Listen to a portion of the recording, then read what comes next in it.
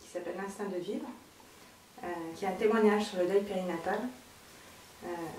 J'ai écrit ce livre il y a 2 ans et le plus dur, ça n'a pas vraiment été de l'écrire, mais plus d'accepter de le faire lire et de le publier. Et l'objectif en fait de ce livre, c'est surtout de briser le tabou, parce que c'est aussi pour ça que j'ai eu du mal à en parler, parce qu'il y a toujours un côté aujourd'hui un peu honteux en fait de parler d'une grossesse qui n'a pas abouti, d'attendre un enfant et que cet enfant au bout de la grossesse ne naisse pas, mais il meurt. Et l'idée du livre, c'est justement de libérer la parole, que ce soit plus un tabou, que les femmes osent en parler. Parce que moi-même, il a fallu que j'accouche prématurément à 23 semaines de grossesse pour apprendre que ma propre mère et ma sœur avaient fait une fausse couche elles aussi. Alors, je me suis beaucoup posé de questions pour comprendre pourquoi il y avait un tel tabou autour du deuil périnatal. Et je n'ai pas encore trouvé la réponse, mais en tout cas, ma petite action, c'est de témoigner sur mon histoire personnelle et de montrer qu'on peut survivre à ça, et qu'on peut même en vivre après. J'aurais aimé qu'on me donne quelques petites clés pour réaliser qu'un après était possible, qu'après simplement survivre à cet événement, il y avait un après. Donc voilà, dans ce livre, j'essaie de donner un peu des clés aux parents qui vivent ce genre de deuil et à leur entourage. Par exemple, pour les parents, j'explique qu'il ne faut surtout pas nier son deuil, que même si cet enfant, les autres n'ont pas eu de lien avec parce qu'ils n'ont pas eu le temps de le voir, pas eu le temps de leur offrir des cadeaux de naissance, les parents, eux, ont déjà projeté un avenir sur cet enfant, il a vraiment existé. Pour la maman, elle a déjà eu des liens, puisqu'elle l'a senti bouger par exemple. Les parents avaient déjà des projets pour cet enfant, il ne faut pas nier son deuil, il ne faut pas nier sa douleur, parce que c'est pire, parce qu'en fait on perd du temps.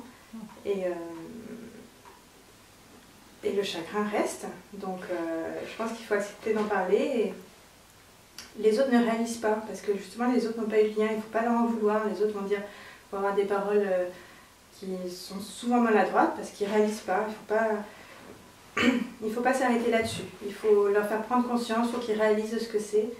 Il faut partager, parce que c'est comme un bonheur, le bonheur partagé est multiplié, le chagrin partagé est diminué aussi. Il faut oser aller vers l'autre, parce que tout seul on ne s'en sort pas. Donc il existe des associations avec des groupes de parole qui, si l'entourage ne sait pas, l'association saura écouter sans juger, saura prendre mesure de l'ampleur de la tristesse. Après, pour l'entourage, ce qu'on peut faire surtout, c'est d'oser en parler. Voilà. Souvent les personnes restent dans le silence parce qu'elles se disent non, j'ai pas envie de remuer le chagrin.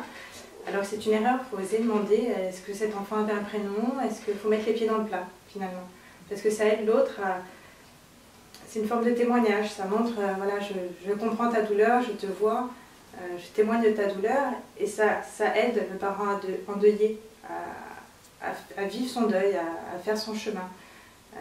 Parce que finalement, le parent, lui, n'est pas mort. C'est l'enfant qui est mort et il faut continuer à vivre avec. Pour briser un tabou, il faut accepter d'en parler, il faut même accepter d'en rire. Parce que si on n'arrive pas à en rire, c'est que c'est vraiment un tabou qui est beaucoup trop puissant. Et accepter d'en rire, c'est dédramatiser aussi.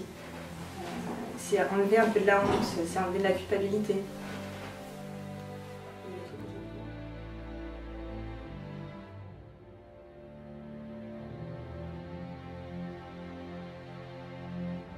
Les informations sur le livre sont disponibles sur le site internet www.l'instinctdevivre.com.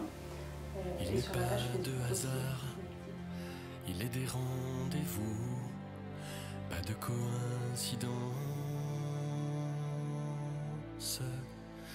Aller vers son destin, l'amour au creux des mains, la démarche paisible.